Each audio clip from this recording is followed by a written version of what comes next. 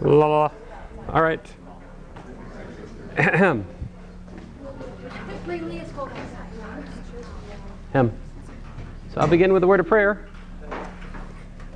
Dear Father, we thank you for this day. I thank you for these students. And I just ask you to bless this class. Help us to understand the math we're going over together and help the students as they prepare for their quiz just to do their best, Lord, for your glory. In your name I pray, Lord Jesus. Amen. So today I will talk about normal distributions, z-scores, probability, and linear regression. So hopefully if you have any questions about homework, we'll have time at the end. All right. And so the top hat is 6683. And so we're talking about the normal distribution. The normal distribution is essentially it's a continuous extension of a commonly seen pattern with experimentally produced data sets, right? A lot of data follows what's called a normal distribution. And so in some sense, this is kind of like a continuous extension of those bar charts we were looking at last time. But the interpretation is this. The area under this curve represents probabilities. All right, so like, for example, there is a 68% chance that if you just randomly sample something from a normal distribution, it's going to be in these middle two places, right? So you've got like 34% in this piece right here. You got 34% in this piece right here. So there's a 68% chance you're going to be within plus or minus 1 standard deviation from the mean. This is a normal distribution. All right. Now there are other statistical distributions for different data sets, but oftentimes in nature we find a normal distribution. So a little bit more. If you go plus or minus 2 standard deviations, you get 95% of the data. So that means if you randomly sample something from a normal distribution, there is a 95% chance that you will be within plus or minus 2 standard deviations of the mean. All right? If you go out to 3 standard deviations, plus or minus 3 standard deviations, there is a 99.7% chance that you will be found there. You'll find data there if you just randomly sample something from a normal distribution. So this is why in a bigger statistics class, like if you take statistics or excuse me, Math 201 here, if you have a data point with say a larger than standard deviation 3, that's usually called an outlier, right? Because they're pretty unlikely. One of the things I didn't explain earlier in this course, and I've had a chance to talk to some faculty here who have a deeper understanding of statistics than I do at the moment. So I asked about the n-1 formula, and the answer for that, the reason we have n-1 for population versus, n-1 for sample, the sample formulas versus the population formulas. The reason for that is that if you take a sample of a population, it's fairly unlikely that you're going to pick up those outliers. Outliers are only 0.3% of the data, right? So if you just take a small sample of a large population, there's a pretty good chance you miss the outliers. So to adjust for that, we divide by n-1 rather than n in those formulas. That gives you what's called an unbiased estimator. So the idea of taking a sample of a large population and calculating the statistics is to, well, sometimes you can't calculate all that. Like we do polling, right? Maybe you call 3,000 people to figure out like what's the percentage of people who are going to vote for such and so forth, right? You can't ask everybody. That's not practical. So you ask a smaller sample. But when you do that, it introduces uncertainties, right? Because how do you know that the sample you picked doesn't unfairly misrepresent the larger population, things like this. So anyway, to make our sample formulas unbiased, we have to divide by n-1. That's kind of the long and short of it. Because I have before in this class just attributed to statistical magic, and that's probably not the best reason. So it's to give it an unbiased estimator.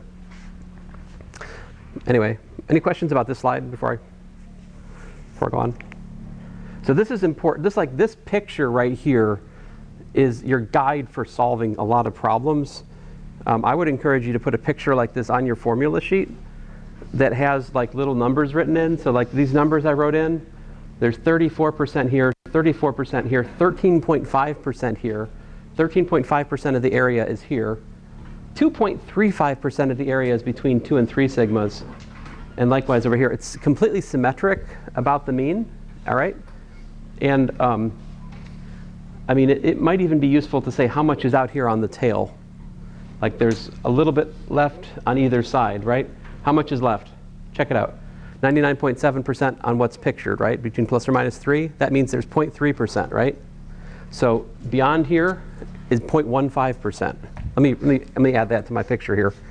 So like here, on and on and on, 0.15%. Over here, 0.15%. So like going on and on and on forever and ever, and you can't even see it on my picture, but the area under the curve from 3 sigma out to infinity is 0.15. The area beyond minus 3 sigma out to minus infinity is 0.15. Now, these are approximations, right? It's not quite exactly this, but these are pretty close.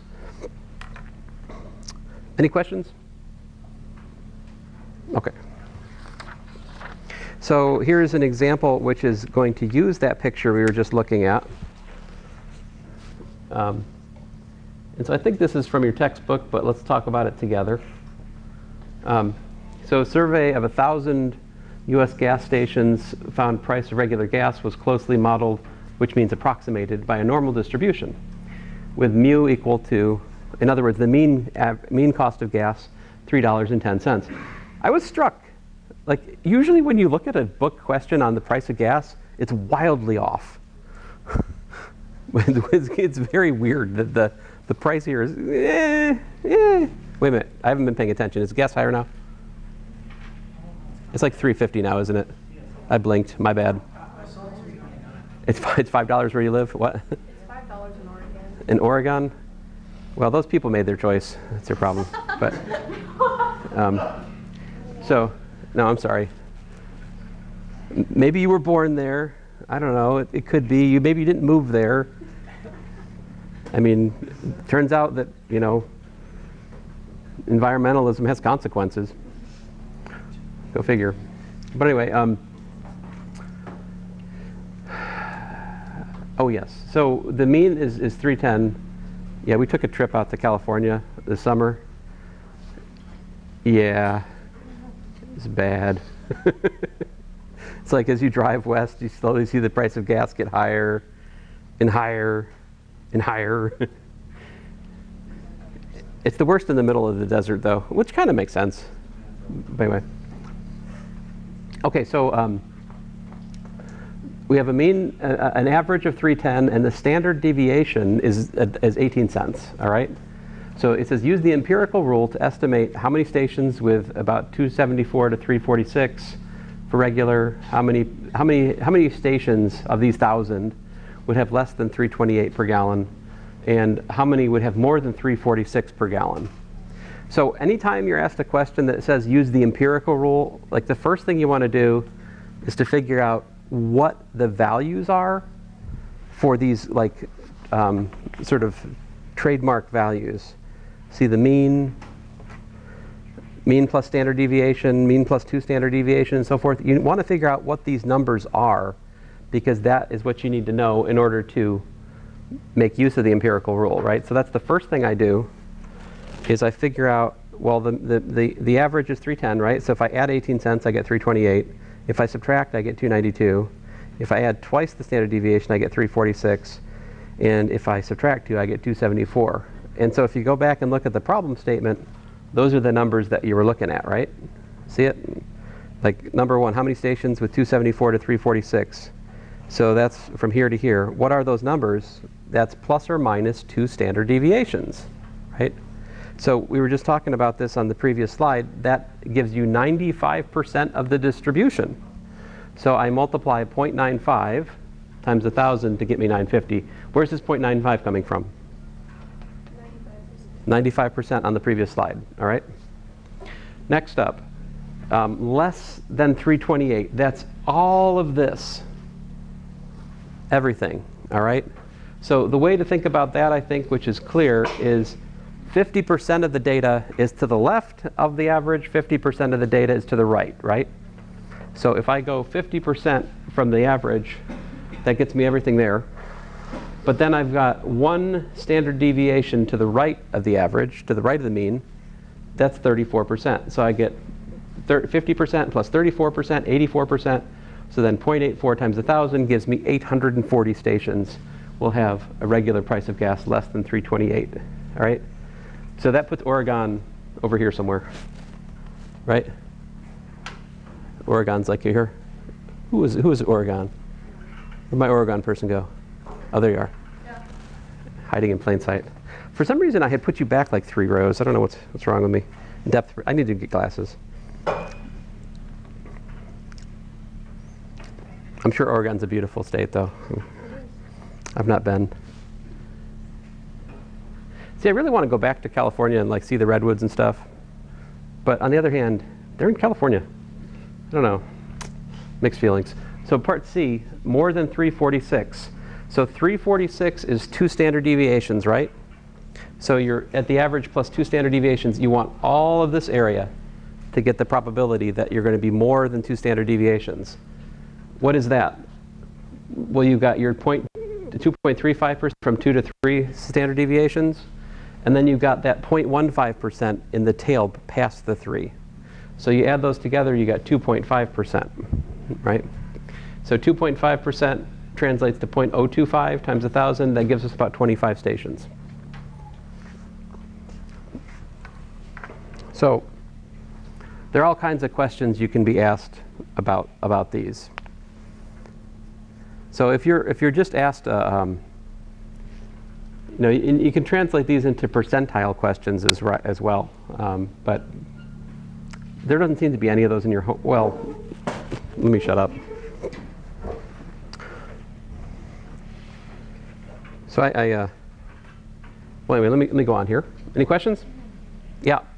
So for A, is that question asking how many gas stations have like are in that range from 274 to 346? Right. Of the 1,000 that were surveyed, How many are in that? how many would be in that range? Yeah.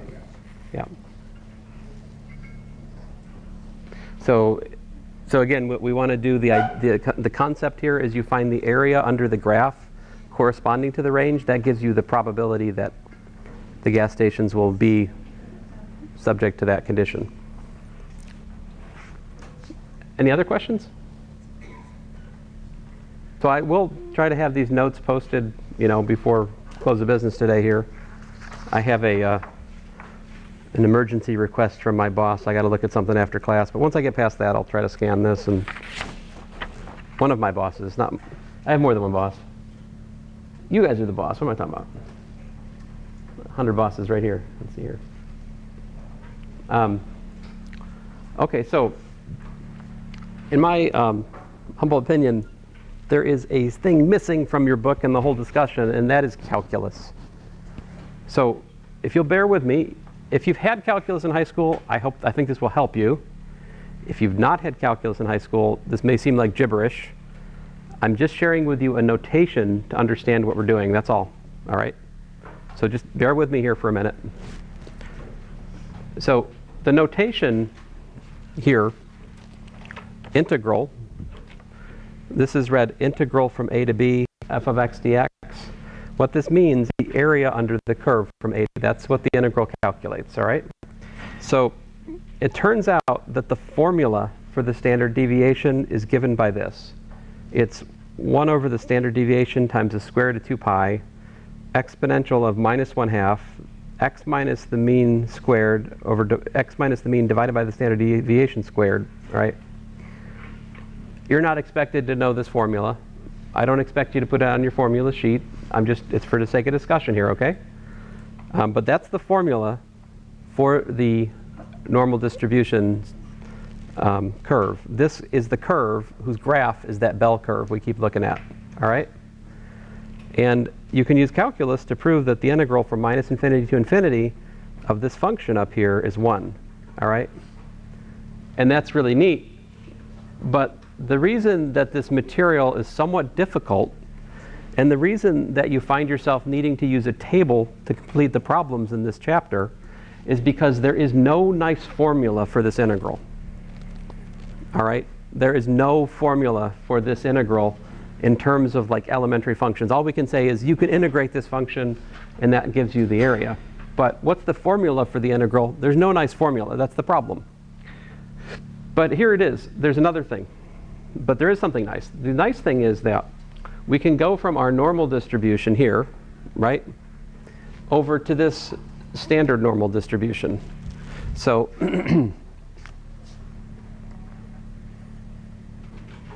what's the standard normal distribution? Well, the standard normal distribution is the normal distribution. It has sigma equal to 1. Right? The standard deviation is 1 for the standard normal distribution. The interpretation that you can make here is there's a one-to-one correspondence between areas under your given normal distribution and the corresponding standard normal distribution, all right?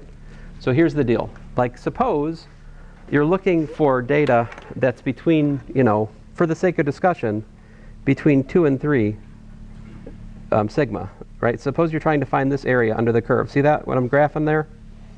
See this area? You got it, guys? I wanted to get some colored pencils, but I forgot. My bad. So that, it turns out, maps 1-to-1 over to this right here. So that's the really neat thing, is to find the area under your normal distribution, which can, your normal distribution, it doesn't have to be centered about 0. It could be centered about the average of 300 or $3.10 for our last example. Yeah? So like mu was 3.10 here for the last example. This doesn't, this can be wherever, and this can be stretched out, however, or smushed up, however. But the neat thing is that if you look at the area in terms of standard deviations, you can calculate that area by looking at the corresponding area over in the standard normal distribution. This is a really neat trick because there's just one of these, whereas there's infinitely many of these. Each choice of average and standard deviation gives you a different one of these graphs, right? But this is a standard reference to figure out areas over here. It's a really neat trick, is what it is. So here's the calculus of it. This integral is the same as that integral by something called U substitution. And it works out to this integral from z1 to z2. Those are the z-scores we were talking about before. It's exactly that, the z-score. This integral from z1 to z2, you can get from the integral from 0 to z2 minus the integral from 0 to z1, which I'm going to call a2 minus a1. I think later I might call that az2 minus az1, just to like reference it back to the let me zoom in on this formula here for just a second. All right, this is kind of high stakes, but it's worth it. Uh-oh. I spoke too soon. I've made it angry. We don't like the projector when it's angry. Has the projector jumped the shark, though? That's a question. I don't know. Is that reference too obtuse? Maybe. Okay, so this is this is how we can calculate the area under the standard normal distribution. We calculate the corresponding difference of the area functions for the z-score, the standard distribution. Let me, hopefully it'll, come on, come back to us. You're good enough. You're smart enough. Doggone it, people like you. Come on. Come on. Come on. Fine. I tried niceness. There we go. Spare the rod, spoil the projector. Let's see here. So, oh man, I still got to zoom out. So here's example 1. I'm redoing example 1 with my newfound formula, all right? And so I want the area, so again, this is just, so the example 1, right? Part A, we were finding the area between two standard deviations, yeah? So that's the area between -2 to 2 standard deviations. Now that is going to be equal to the integral from 0 to 2 of the standard normal distribution.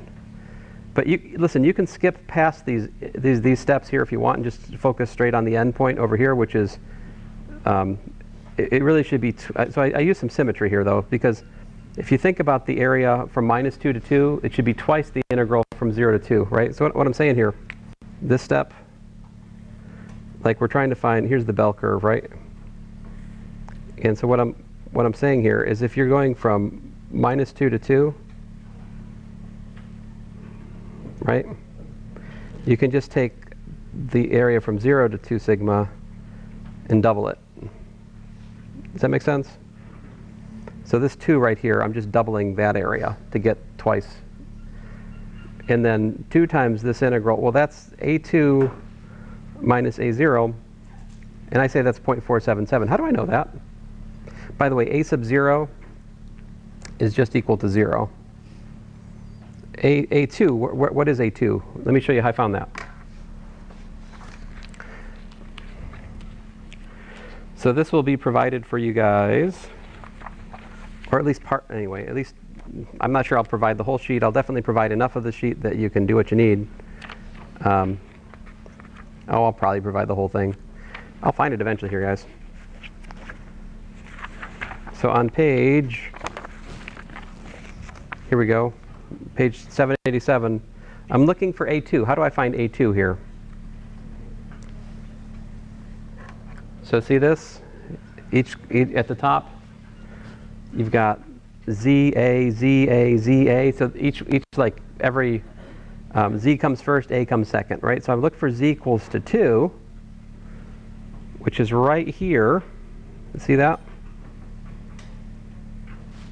Right there. And if you look next to the 2, you have 0.477. That's A2. And so for that reason, I put 0.477 here, right? And then I multiply by 2, and that gives me 0.954. All right? Now, you don't have to do this doubling trick. There's another way to do it. We'll see it in a future example, but anyway. Now, what I had in example 1 was 950. This one gives me 954, which is correct. I think that depends on the instructions for the problem. If the instructions for the problem say find the probability using the table, you should have that. If the instructions for the problem say find the probability using the empirical rule, the empirical rule is licensed to use that graph we started the lecture with the 68, the 95, and the 99.7, all right? So the empirical rule is a little bit sloppy, but it's not that sloppy. It's really pretty good, right? We're not that far off. We're just 4 off. To get from -infinity to sigma, so in other words, this time we're looking at, my bad, so sigma's here-ish. I don't know what's happened to my stupid graphs come back up, my bad. So we're trying to find all this area here. So what I'm saying is you can take that area and break it up into the area from -infinity to here, right? You can break it up into 2 pieces, like this piece right here, see it? Which gives you that, and then the other piece, the part from 0 to the standard deviation, like here, which would be this. So half of the area is 0.5. I don't need to look at the table for that. That's just part of the property of the standard distribution. Half of the area to the left, half of the area to the right. So half of the area, 0.5. This is the area from 0 to the first standard deviation. We know that's about 34%, right? But we can be more accurate here. It should be A1. And this time I didn't say, when you integrate from 0 to 1, that's just A1, all right? I could put minus A0, but I don't really need to. What is A1? I look at the table. What does the table tell me? Oh, man. Come on. All right, there we go. Look at the table. Where's A1? Let's see here. We got 1.68, 1.12. It must be in this column. See down here? I need to get like a magnifying glass. Down here is 1. So if I look at z equal to 1, I get a equal to 0.341. So that's why I put 0.341 right here. Right? And then 0.5 plus 0.341 is 0.841, which is what? That gives me 84%, 84.1% versus the 84.84 I had before, right? So it's a little bit more precise with the table. But you can see it's the same result, right? And then finally, from 2 sigma to infinity, we can break that up into 2 pieces. I can look at it as going from 0 to infinity. So here's the idea, guys. This one, the way I looked at it, is to get from 2 to infinity, like this. 2 sigma, all the way to infinity. What I can do is I can take the whole half of it, right, all the way on out, like that. That's this piece. And then I can subtract the bit I was missing, right? This right here. Just subtract that. That gives me the area under the tail. Question? Yeah? Is that going to be on the quiz? Yes. Okay, so, all right. There's a summary here that's easier. Give me a second. Yep. This is in the homework, so not the integral part, all right? So here's a summary of everything we're doing at the moment. The probability, so like the probability that x is between x1 and x2 is given by the integral from x1 to x2 fn of x dx. But how do you calculate that? You take a of the z-score from x2 minus a of the z-score from x1. If you want to get the probability that x is greater than x1, you calculate 0.5 minus the area for the z-score of 1. If you want to get the probability that something's less than a particular value, then you just do 0.5 plus the area for z-score 2. So these 3 cases cover pretty much everything that. So if you're not following, if you're not tracking the arguments I was just making, looking at area and subtracting areas and stuff like that, that's okay. You can fall back on this as just your hard and fast rule. There are 3 cases, right? You're looking for the probability that something's in a range. It's like between x1 and x2. All right, that's one case. Okay, like the part A in example 1, that the gas was between 274 and what was it? I forget, 324, whatever. Right? There's that one, that kind of range of values, and then I think part B and part C was actually what? Less than a certain value or greater than a certain value. So just focus on the rightmost equation here, the right part of the equation. That's really what you want to use for your calculations. The values on the right, these are all found from the table. Okay, so like let's look at an example here. Find the percentage of data between minus 1.2 standard deviations and 2.3 standard deviations. All right. So what we're asking then, so that's the same as the probability to sample x from minus 1.2 sigma less than x less than 2.3 sigma. All right. It doesn't even matter what the standard deviation actually is. All right. Do I need to zoom into this? Oh man.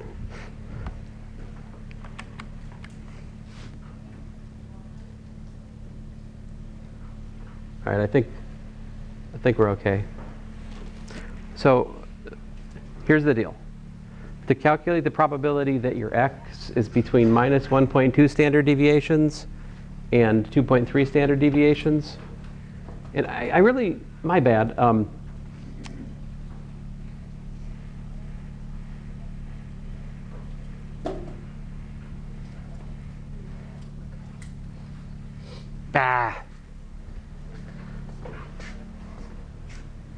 To be fussy, I really should have.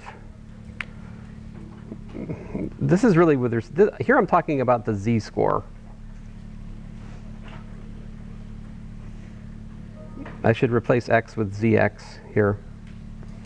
So if zx, so what I really would be saying is the standard deviation, mean minus 1.2 sigma, less than or equal to x, less than or equal to the mean plus 2.3 standard deviations. So this range of x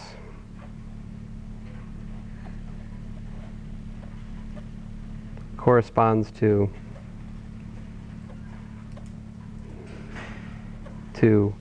minus 1.2 less than or equal to zx less than or equal to 2.3. So, sorry guys, I'm still ironing out some of the wrinkles in here.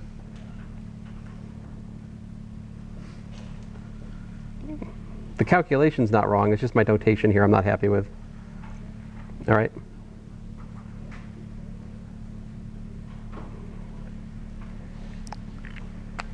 All right, so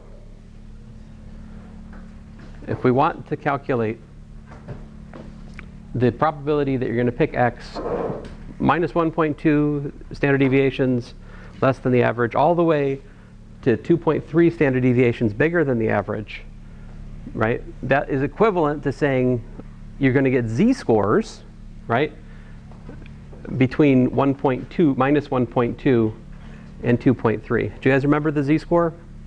No. Let's write it. The z-score, zx, was equal to x minus the standard minus the mean, right, divided by sigma. So that's it. So if you take, for example, you know, this one, you get minus 1.2 sigma over sigma, which gives you minus 1.2. So anyway, getting to the point here. We look on the table. If you look up 2.3 on the table, you get 0.489. If you look at 1.2, well, if you look for minus 1.2, it's not on the table. So what do you do with the minus 1.2? So there's a property here. If you have a sub minus 1.2, you can pull that minus out, and it gives you a plus. So we get plus a 1.2. Now on the table, that's 0.385. So we get 0.874, which is to say 87.4% of the data is between minus 1.2 and 2.3 standard deviations from the mean. Yep. Oh, yes. Of course. Yep.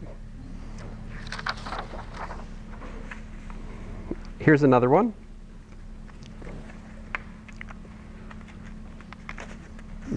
I know you guys have, like, the students have a habit of, like, you see something that's scary, so people react different ways, right? You have various defense mechanisms. One of those is to go, yeah, that doesn't matter. I'm not going to get that. I'm checking out now. Don't do that. Don't check out. You can get this. It's not as bad as it looks. It really is not. Please do not check out. So here we have find area of the standard normal distribution between z equals minus 1.37 and z equals to 0.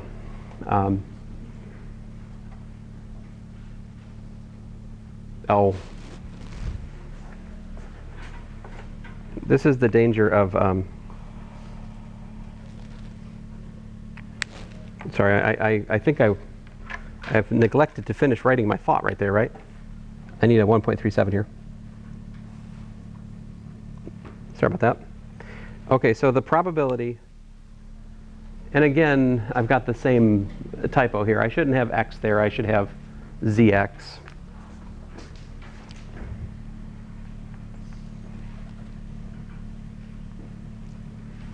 Or just z.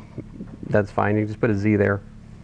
Because think of z as the natural choice of variable for the standard normal distribution we were talking about. So like, you notice in your book, if you look at the picture that they have on page 786 here, if you look carefully, you'll notice that they use x for the variable of the normal distribution, but then the standard normal distribution, they've got z's here.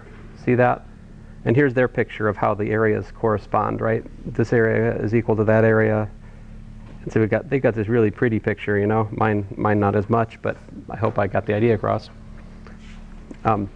Anyway, coming back here. So we have a sub 0 minus a sub minus 1.37, following my rule. And then minus a minus gives me a plus. I look on the table. That's 0.415. That's all there is to it. Do you want me to let me look at the table again, just to be clear. Where's my table gone to? I've lost my table. Oh man, I keep losing that table. Oh, here it is. If I lost this table, it'd be a disaster. So we were looking for the z 1.37. So where's z 1.37? Right there. I'm going to regret circling these because I still got to make a copy of this. So right there, 1.37 gives you an area of 0.415. All right. What area is that talking about? It's specifically talking about, my picture horrible. From 0 to 1.37, it's saying that the area under the standard normal curve, this area right here, is 0.415 units. But I found that from the table, okay? Now here's one. Find the area to the right of z equals 0.82. Yep. Do you always subtract by A, no matter the degree? So the guideline I was sharing with you guys back here, and I guess I should need to go back here and so I'll tell you what, guys, I'm going to rewrite this slide before I post the PDF, if that's okay with you, because I think the formulas are hard to read. So I'm gonna like rewrite this and scan it after class just to make it neater, if you don't mind. So because to be fussy, this should be like z1 less than z2 here. I should be referring to the z-scores. Anyway, my point. So when we're looking for a range, I subtract az1 from az2. So like the top one minus the bottom one. But when I'm looking for greater than, I add 0.5. I mean, I take 0.5 minus the z-score for that one. If I'm looking for less than, I do 0.5 plus the z-score from the top one. So these are the three cases. So like example 4, we're looking for greater than, right? So that's x greater than x. In this case, I should do 0.5 minus the area of the thing we're doing greater than. To explain that, and I don't know if you want me to explain it or not, but I can. So what's going on here is, you know, this is the area, this is the curve. So 0.5 is like all of this, right? All of this is 0.5 altogether. We're not interested in all of that, right? We just want past what? Past z equals 0.82. Now where is z equals 0.82? Well, z equals 0.82 on the standard normal distribution somewhere like here. So all I want, you know, I want everything out here, but I don't want this to be counted, right? So the way to fix that is to take this piece right here and subtract that. Because if you subtract that piece from 0.5, it gives you the area that's left over, the area from 0.82 out to infinity, which is what we're after. That's the idea here. That's why we're subtracting 0.82 from 5. I mean the area for 0.82. Now the area for 0.82 I get from the table.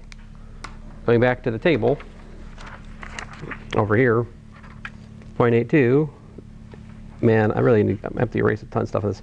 0.82 is right here, right? So 0.294 is the area for that z-score. And so that's why I put that here, and we get 0.206. Any questions? Does that make it clear? I mean, I hope things are starting to, I know at the start when I'm talking about integrals, it's like, what are you doing? But that's just a notation for me to try to communicate to you. We're finding the area under a curve from like point A to point B. integral just expresses that. We're not actually integrating, right? All of our quote-unquote integration is happening from this annoying sheet, right? So, all right, moving on, if I can. Here is another applied problem. Soda machine. And so here we're actually going to apply the normal distribution math we've been looking at to solve a problem. And here it is. So a soda machine, and this is one of your examples from the book, but I think it's a good example, so let's use it.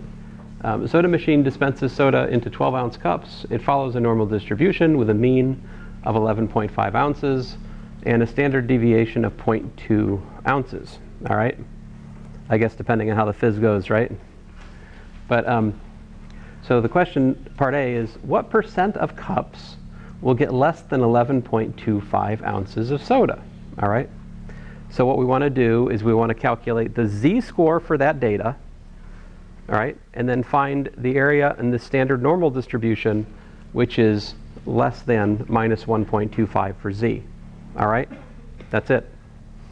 And the way that's done, going back to my theorem, which I'm not happy with my handwriting on that one. Unfortunately, the formulas are too small. This is how we calculate for less than a particular z-score. If we're less than minus 1.25, I do 0.5 plus that. But, I mean, I guess more to the point, it's really 0.5 minus that. Yeah. And then I look on the table. On the table, I get whatever's here. Let me slide the paper to the side a bit.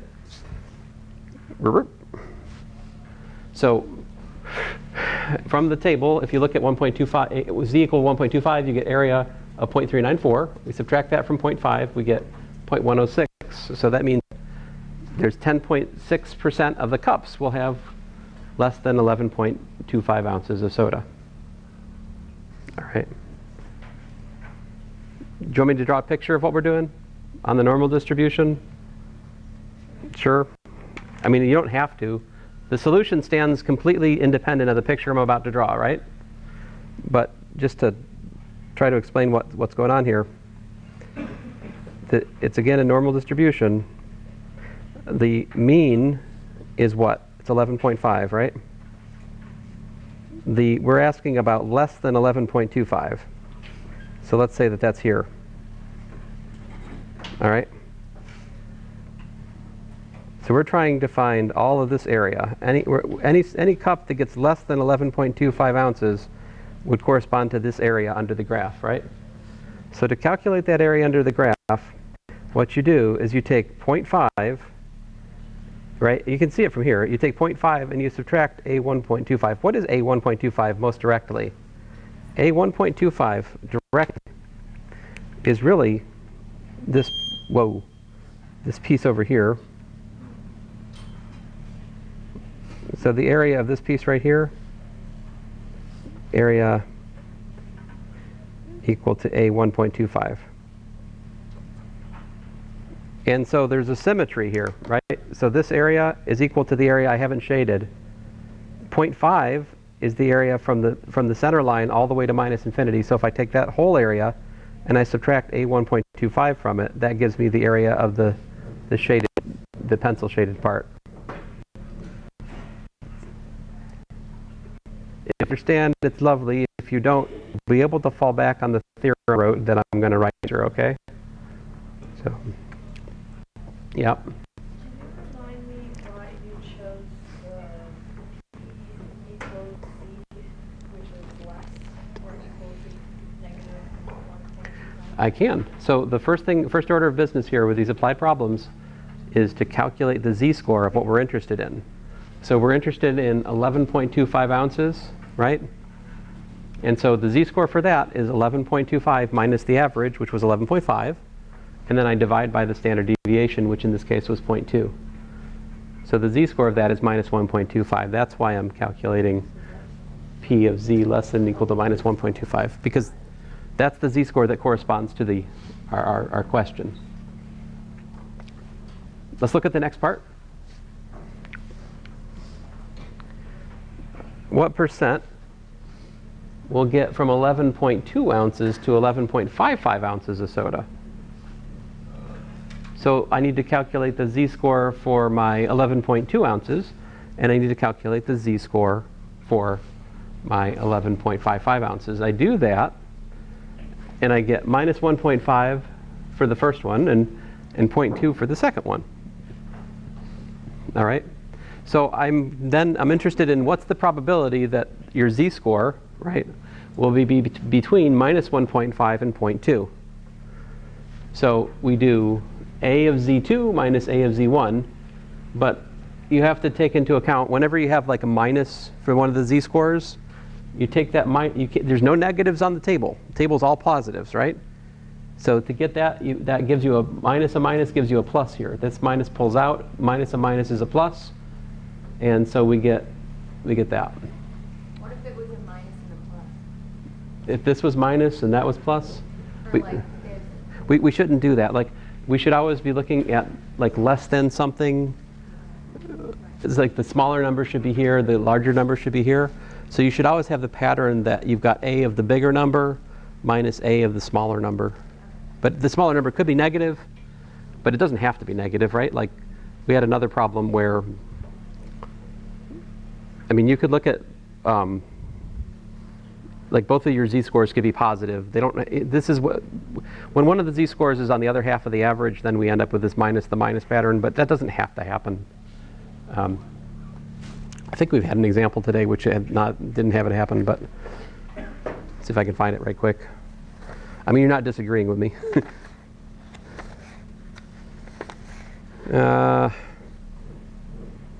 Rats.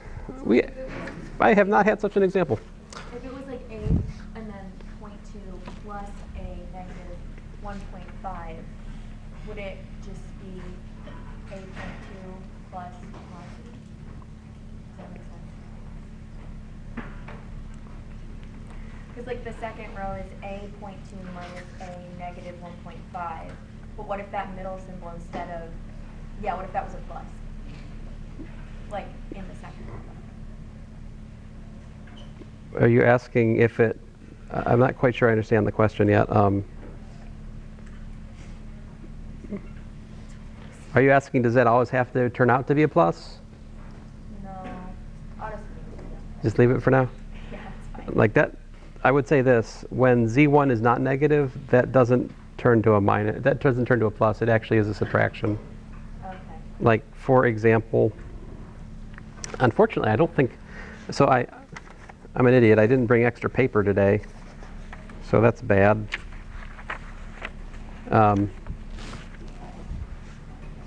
So, just, here we go. So if you want, what's the probability that, say, 3 is less than or equal to z? Let me use a marker. The probability that 3 is less than or equal to z is less than or equal to 2, right? That would be the probability your z-score is between 2 and, oh man, what's wrong with me? 2, I got to put the smaller number first, right? So between 2 and 3, okay? So that would be a3 minus a2. So, sorry, my numbers are all yucky. And that, you know, you look at the table, and A3 is 0.499. A2 is 0.477. That is, what is that?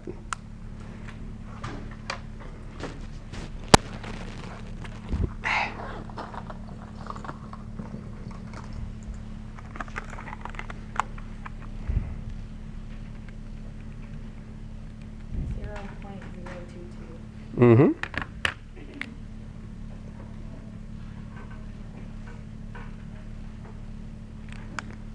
So that's the actual area between in the second to the third standard deviation. So if we go back to my original slide to start today, from 2 to 3, I said there was 2.35 in here. That's the empirical rule. It's a lie. There's actually about 2.2. So it's about 0.15 off, apparently, if we believe the table. If I didn't make a mistake right now. So, I mean, this is the right idea. I could have copied the numbers down wrong, is my point. Oh, okay. Yeah. I don't trust my reading of the table on the fly, is my point. So, okay. Going back to the example. What percent overflows the cup? Well, there we're looking for the probability z is greater than 2.5 because 12, what's the z-score of 12 ounces? 12 ounces it's a 12-ounce cup, right? If you have more than 12 ounces, you're overflowing. Make sense, right? So what's the probability your z is greater than 2.5? Again, going back to my theorem, which I would encourage you to include on your formula sheet just to use. We do 0.5 minus a of 2.5. Looking on the sheet, a of 2.5 is 0.494, and so that gives me 0.00, there's a 6 here. So there's a 0.6% chance it will overflow the cup. That's a pretty good machine, right? Not too often, yeah. When you round the numbers, what do you round them When you round the numbers, what do you round them to? to? Well, Like a bunch of different numbers. I have not rounded anything here. So will it ever ask us to round? There could be a question with rounding. I should, if I care about it, say something about it. The table is to 3 decimal points. So that's where it's, yeah, there's rounding built into that.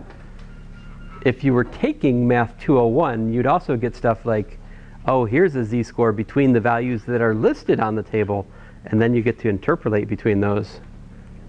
We're not doing that. So we're definitely not doing that. Anyway, that's good? Well, I know you guys are scared, but it's going to be okay. It's going to be okay. It's going to be okay. If I keep saying that, I'm going to believe it. Let's see here. Where are we? 7? All right, so last not least, linear regression. So what is linear regression? Now, some of you, how many of you guys have had a science class? Show of hands. How many of you have made a graph for your science class? Show of hands. How many of you have done a best fit line in your science class? So you have already done linear regression. Woohoo! Because that's all we're talking about. Linear regression is the best fit line. All right, so what it is you get some set of, quote unquote, is a fancy word, bivariate data. What's that mean? What's bivariate data? That's just a fancy way of saying you've got data which is described by an x and a y, right? You've got input, output kind of thing. Yeah, just bi is two variables. So I've graphed a representative set of data. You see what I've got here? x1, x1, y1, x2, y2, x3, y3, da da da da, right? What would the best fit line look like through that? So I had these grand plans to do this all nice and pretty in front of you guys, and then I neglected to bring a clear ruler to class with me. Anybody have a clear ruler in hand? I have a class of 100 people. There's no one here with a clear ruler? Gah! Fine. See, because now I got to well, okay, so here's a rule of thumb. Is you want as many points above as you got below, right? I've got what? I got 8 points here, so if I can get 4 below and 4 above, then maybe if I'm lucky, I'll kind of sort of get the best fit line. All right, so I'm freestyling here. So maybe that's the best fit line, give or take, maybe not. So the best fit line, if you do it right, what it should do, it should minimize the squared, so here's this, let me put some red for the squared distances. So we're trying to minimize the vertical distance from the line to the data. So see these red lines, they're vertical. I'm trying to make them vertical. So you're trying to minimize the vertical distance from the data. You don't actually have to draw your line through the data, right? Your goal is to minimize the distance from the data to the line in the sense of vertical distances squared from the data. Now, that sounds kind of hard, but there's something really cool that happens, which is there's a formula for it. And this is the formula for the slope of the best fit line and the y-intercept of the best fit line. Now, what is y bar and x bar here, guys? Do you remember what we defined those to be? We said that those are the average of the data. Remember that from the median mean mode discussion? Same notation, right? So this is the average of x, the average of y. And so here I made up a silly example. Here's a 4 points. Are 4 points on a line?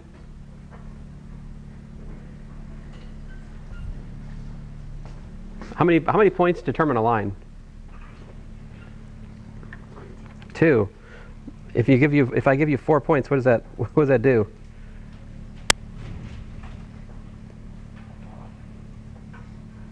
There's really no guarantee that those 4 points are going to be on one line, is there? So if I graph those 4 points, 1, 0, be like here, all right? 2, 3 would be like here, all right? 3, 1 would be like here, and 4, 3 would be like here. So this calculation I do, all right? So do you understand how the calculation works? Let's walk through it. The book says sum of x, y. What that means to the book is you multiply the x component and the y component of each point. So x times y, 1 times 0. X times y, 2 times 3. X times y, 3 times 1. X times y, 4 times 3. So we get 0 plus 6 plus 3 plus 12, which works out to 21, I think. Yep. And the sum of x, well, that's easier. You just add the x components. 1 plus 2 plus 3 plus 4, which is 10. You add the y components. 0 plus 1 plus 3, which is, what? Oh, I'm sorry. I was pointing at y and then my hand slipped up to the x or something. Add the y's. So we've got 0 plus 3 plus 1 plus 3, which is 7. And then this one here, it's got the sum of the squares of x, right?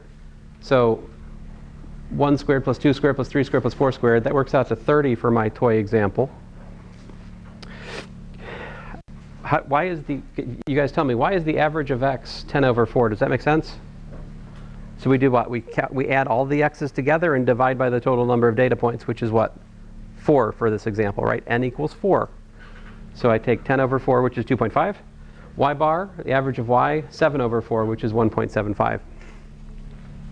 Then I go back up and I use the linear regression formula, which says it's n, which here is 4, times the sum xy, which we worked out to 21, minus 10 times 7, because that was the sum of x and sum of y. I divide by n, which is 4, times the sum of x squared, which worked out to 30. And then I subtract the sum of x quantity squared, which is 10 squared. So interestingly enough, that works out to 0.7, which isn't too bad. What's even more shocking, like this is totally an accident, guys, but it's kind of neat.